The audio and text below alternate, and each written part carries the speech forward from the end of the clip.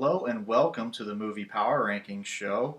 I'm your host, Gabriel Alexander from Movie Power Rankings, and I'm joined again today by critic Mike Romick. Good to see you, Gabe. Thanks for being here again tonight. You bet. So today we're going to recap the year 2015 so far. So let's start with the January films, and number one in January was Taken 3. Liam Neeson back for a third entry. Mike, do you think we'll be seeing him back for a fourth? Gee, I hope not. Taken 3 was terrible. Badly written, badly directed, badly edited. Liam Neeson, hopefully he has enough money, because he has all these other movies that are so similar, but just not called Taken. But, I mean, Taken 3 was bad. The money was there. So right, so there might be a Taken 4, but again, I won't be there, I don't think. Okay, moving on to number 2. Kind of a surprise in January was Paddington with Nicole Kidman. Good business, some decent reviews. Mike, do you think we'll see a sequel? Oh, I'm sure we will, because in England it did phenomenal, and who knew that it was going to translate here? Because what kids aren't that familiar with Paddington, but no, it did well. Reviews were very good, and no, I'm pretty sure we're going to see a return of Paddington. Mm-hmm. Yeah, probably.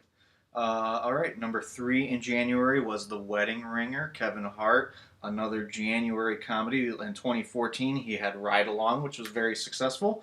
And here, you had decent business for The Wedding Ringer. I think they expected a little better from that. I mean, they had that preview out. I mean, I'm thinking 6 months ago. I mean, it seemed I'd seen it so many times, and I don't know. I mean, maybe if the costs were there, I mean, hard to say. But again, I think they expected a little better out of that. Yeah, maybe. And we probably won't see a sequel to that. No, probably not. Kevin Hart will have many other offers. Yeah. Okay, 4 in January was The Woman in Black 2, Angel of Death. No Daniel Radcliffe here from the original. And not much business either. Yeah. I mean, they should have gotten somebody else. I mean, I know Daniel Radcliffe, you saw the first one, which I liked the first one very much. Yeah. And but the second one just didn't do it for anybody. The regular horror audiences, it didn't have a star to bring some of those other people in, and no, very disappointing. So probably won't see a third. No. Again, I'm sure it wasn't very expensive, but probably not. There won't be Woman in Blacking a third time. Okay, and rounding out the top 5 in January was a 2014 Oscar nominee, Still Alice. Julianne Moore goes on to win for Best Actress, and they put a release out in January, a full release. So, and it was a very good movie. She was phenomenal, well deserving of the Oscar. Again, a difficult sell with this early onset Alzheimer's, victim. But again, when she won the Oscar, if she hadn't won the Oscar, it would have been on demand very shortly. But now, they gave it this release because people want to see the Best Actress winner. And again, it's not going to have a whole lot of appeal to younger audience, even though Kristen Stewart, who I never thought I'd say a nice thing about, was very good in a small supporting part. But it will probably make its money simply because it wasn't very expensive. But again, it's a good movie with a terrific performance. Yeah. And people will catch it on DVD and on demand once they do it to home, home entertainment. Absolutely. Okay, let's move through the next 5 pretty quickly here. Number 6 in January was Black or White, Kevin Costner, Octavia Spencer. Some decent reviews, some decent business. A good movie. I think... I'm not sure how they could have handled it, and they changed the title from Black and White, Black or White. I mean, it was like, what's that? But again, I liked it. It wasn't a great movie. He was very good, as was Octavia Spencer. But again, what was the audience for that? Well, they're dumping it in January, so I don't know how much high hopes they had. So and Kevin Costner, I mean, he'd had Draft Day, which I liked, didn't do business. You had Black or White, and again that was sort of not a hit, what you call that. And then you had McFarland USA, and it's like, I don't know, he's going to have to do something with some box office there, because he's been very good. I mean, he's been trying different things, independent. All moderate. I mean, little to moderate success there. Right, and he needs a big fat hit. Okay, number 7 in January was Project Almanac, a genre film on the website. About a time-traveling teenagers, and I mean, not great business here, and did not have the reviews. So, and a lot of those, like you'd call them genre movies, they usually at least open big, had a nice big weekend, and they made its money, and people are getting a little tired of that, a little selective, and so...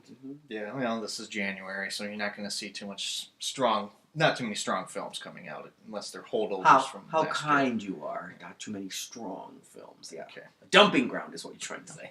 That's true. Okay. 8 is Cake, another holdover from 2014. Jennifer Aniston in a drama here. Did you catch Cake? I did not, unfortunately. I mean, it came and went because, of course, they opened it the week of the Oscar nominations. They were hoping for her, and it would have been like Still Alice. People would have gone, not whether I don't know what she was going to win, but again, people would have gone because she was nominated. Wasn't nominated, it was gone. So it will be on the home video fronts shortly. Yes. All right. 9, another holdover from 2014. Timbuktu, a 2014 Oscar nominee for foreign film. Great reviews here, and has done some decent business for January for a foreign film. So you see it in the top 10. I'm very interested in this. Oh yeah, I heard only wonderful things. Only played a few weeks here, but again, I heard it was great. Yeah, probably be on Netflix streaming here before you know it. So that might be a place to catch it. Number 10 is Spare Parts. I had to look this film up. It's drama about some high school students entering a robotics competition. George Lopez and Jamie Lee Curtis star. It's made $3 million I have plus, so kind of a limited release, but it's decent business for a limited. Now, where does American Sniper fit into that? Okay, American Sniper was on our 2014 list. It did have a limited release for Oscar nomination. So that does end up becoming the biggest moneymaker in 2014, which is a surprise. And I am sure Clint Eastwood's biggest moneymaker, because previous to that, believe it or not, despite all the hits over the years, his biggest moneymaker was Gran Torino. But then I think American Sniper blew that away. I mean, we're talking over $300 million US, let alone in the foreign. I mean, if they could do an American Sniper 2, they would. And they did. They rolled out American Sniper in January, gave it more of a fuller release, and it's cleaned up during the dumping grounds. Worked out perfectly. I mean, it found its audience. Reviews were there. Oscar nominations. I mean, it was a wise move on their part. Okay, just a couple other titles in January. 11, Black Sea. Kevin MacDonald directs. He's from The Last King of Scotland. I like that. I'm a big fan of submarine movies, and that was a good one. Yeah, not great. Jude Law's in that one. 12 is Red Army. It's a documentary on the Soviet players in the Miracle on Ice. A lot of those players go on to play with each other and the Detroit Red Wings in the NHL. Terrific reviews on that. And then we get into the dumping ground. Here's some films that I've buried in January just because of the critical reviews have been atrocious on some of these. The Boy Next Door at 13, Jennifer Lopez stars. Did business, though. Did some business. I had to bury it, though. Yeah. 14 is Strange Magic, a animated film from George Lucas. His name was all over that. The reviews were awful.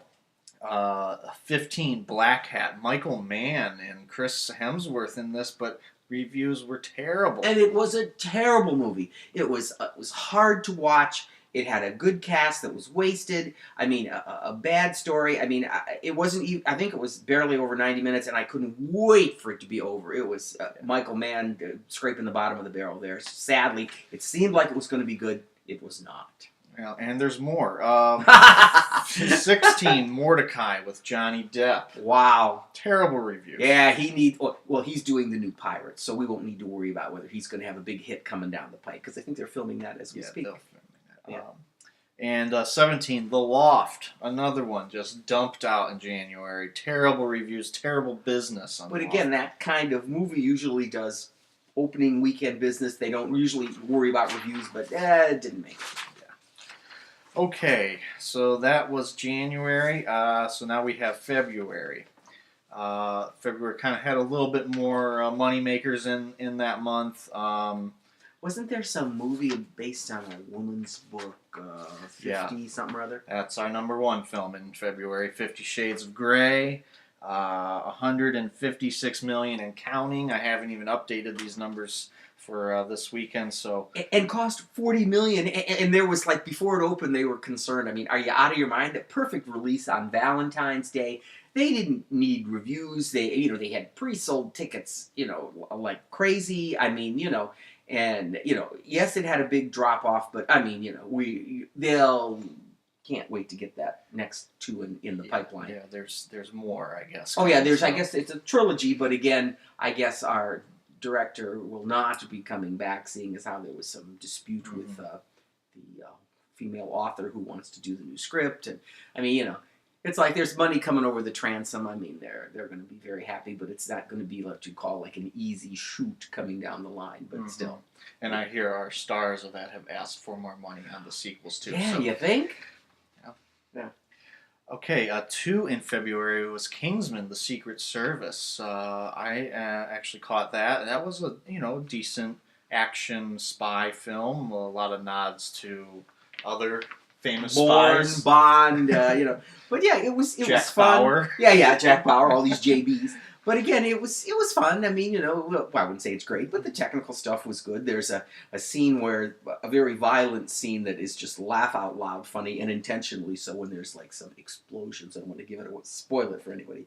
But no, I mean, I enjoyed it. It was fun, but it was almost, it was definitely more on the end of a spoof as opposed to a Jason Bourne type thing. And, cast was all good, and like I said, technical's great, and made more money here than they thought. Of course, I figured they were planning on England, which has done very well, but did very well here. Had some nice legs. Yeah, we could see. And for an R-rated one, that I would think a lot of R-rated films this year so far. I have noted. Yeah, American Sniper, 50 Shades, and that all R-rated, and all hits.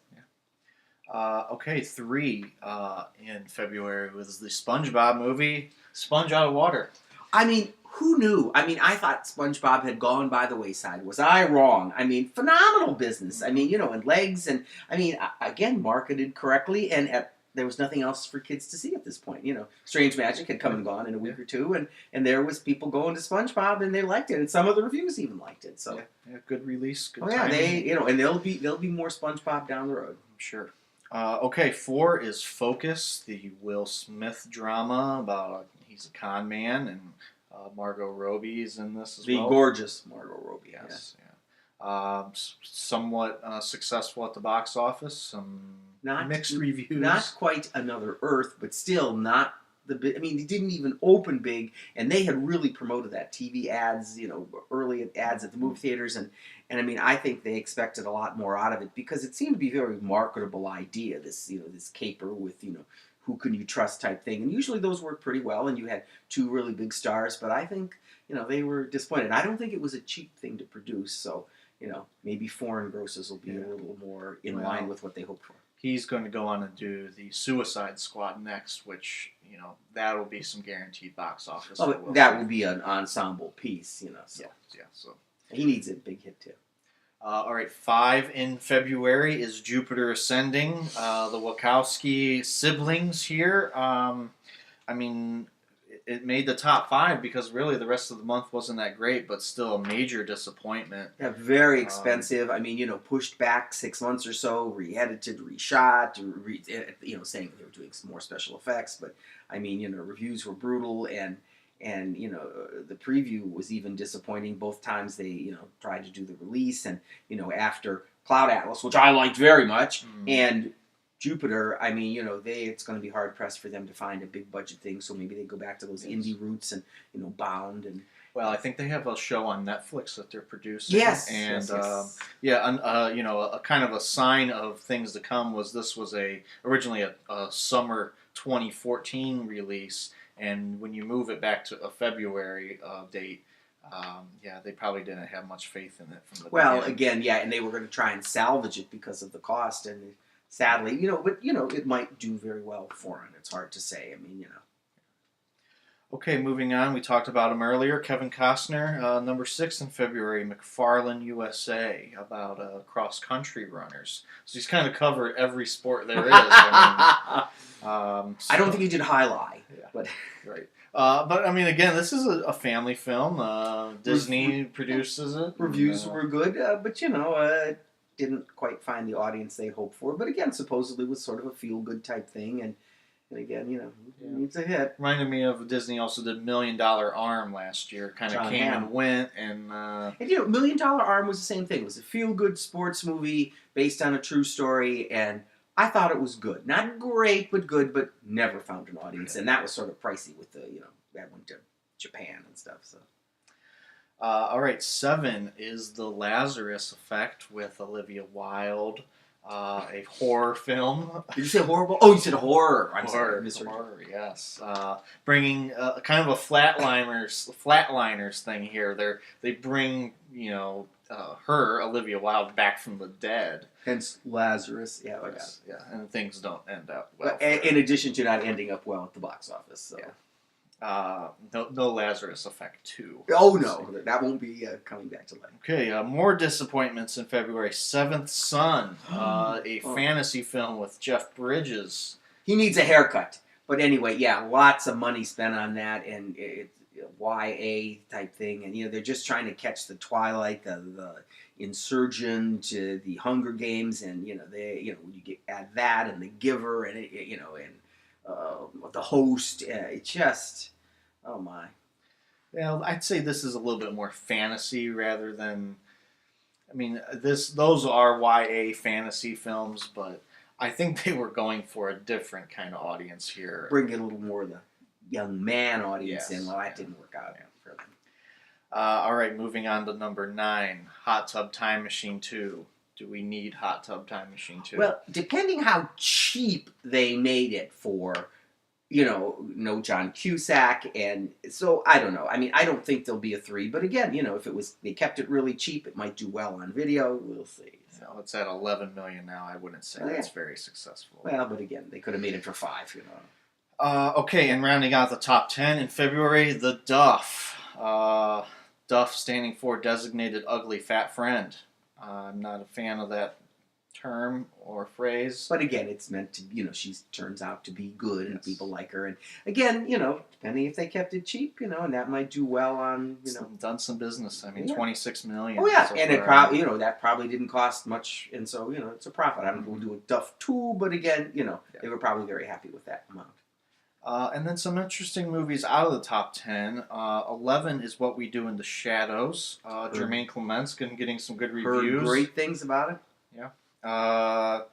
12, Maps to the Stars, a David Cronenberg film. Not getting the best reviews here, but... And, what's funny is that actually was... She'd won Best Actress at Cannes, and again, they were going to do the release and do it first, and then do Still Alice, and they wisely flip-flopped it, because Still Alice, in addition to her getting an Oscar, got good reviews as a movie, where Map to the Stars did not do well, and so it was a wise move to flip them and push that to January so that it wouldn't hurt her chances out of Eddie Murphy and Norbert, Yes. So good move there. Yeah. 13, a documentary making some noise, The Hunting Ground. Kirby Dix, the director. Hunting Ground's about sexual assaults on campuses in America. It's supposed to be terrific. Now, you had seen the one he'd done previous to this, which was about the military assaults, right?